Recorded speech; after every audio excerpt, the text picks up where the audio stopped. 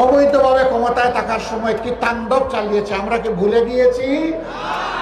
যারা নির্বাচনে বিশ্বাস করে না তাদের আবার কিসের নির্বাচন? তবে পুরানা সিন্ডিকেটরা বলে, ভাই আমাদের জমিদারি এখন নতুন জমিদারের হাতে চলে গেছে, আমরা নতুন পুরাতন কোন সিন্ডিকেট দেখতে চাই না। মহান সত্তা আল্লাহ, যিনি সকল কিছুর উপর ক্ষমতাবান, ক্ষমতা দেওয়ার মালিক, কেড়ে নেওয়ার মালিকও তিনি, ইজ্জত দেন তিনি, আবার বেইজ্জত করেন তিনি।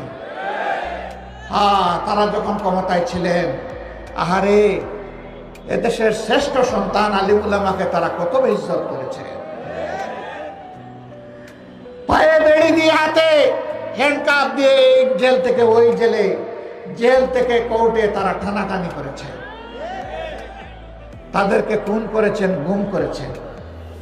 দেশপ্রেমিক বিভিন্ন দলের মানুষকে তারা খুন গুম করেছেন, সাধারণ মানুষকে খুন গুম করেছেন। শেষ পর্যন্ত আমাদের যুবক যুবতী কলিজার টুকরা সন্তানদেরকে হাতুড়ি বাহিনী পাঠিয়ে গুলি চালিয়ে তারা খুন করেছে। আমাদের মেয়েদেরকে তারা ছাড় দেয়নি। তারা আবার ফিরে আসবে। কেউ কেউ বলেন আগামী নির্বাচনে তারা অংশগ্রহণ করতে পারবে কিনা।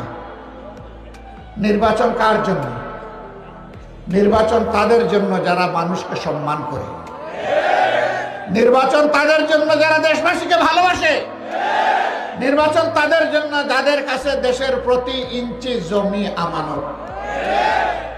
এ বিশ্বাস আস্থা যাদের নয়, নির্বাচন তাদের কপালে নয়।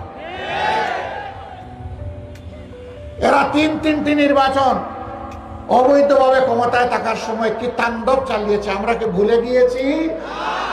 যারা নির্বাচনে বিশ্বাস করে না তাদের আবার কিসের নির্বাচন?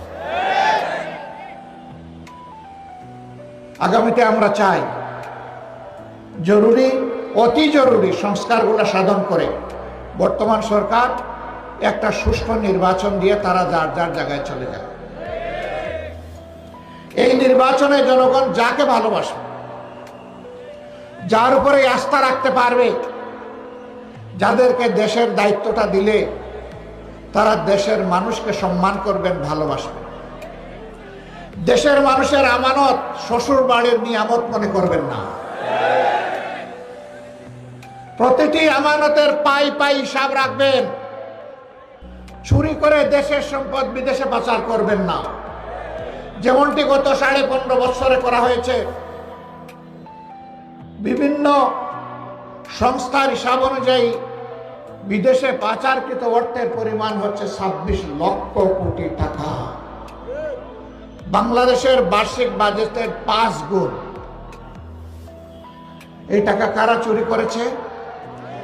যারা ক্ষমতায় আসার পরে সবাইকে চোর বলতো তারা। সরকারের কাছে এরপরের দাবিটি আমরা জানিয়েছি যে আপনারা সংস্কার করে দেরি না করে একটা সুষ্ঠু নির্বাচন দিন। আশা করি তারা সেদিকে যাবে। আমরা এরপরে দাবি দিয়েছি বাজার মূল্য মানুষের নাগালের ভিতরে নিয়ে আসুন। এখনো আওয়ামী সিন্ডিকেট বিভিন্ন জায়গায় বসে আছে, তবে পুরানা সিন্ডিকেটরা বলে, ভাই আমাদের জমিদারি এখন নতুন জমিদারের হাতে চলে গেছে, এখন আমাদের হাতে আর এটা নাই। আমরা নতুন পুরাতন কোন সিন্ডিকেট দেখতে চাই না। মানুষের উপরে জুলুম বন্ধ করতেই হবে। সরকার যদি উদ্যোগ নেয়, আমরা আমাদের সর্বশক্তি দিয়ে সরকারকে সাহায্য করবো ইনশাআল্লাহ। এদেশের মানুষ সাহায্য করবে ইনশাআল্লাহ।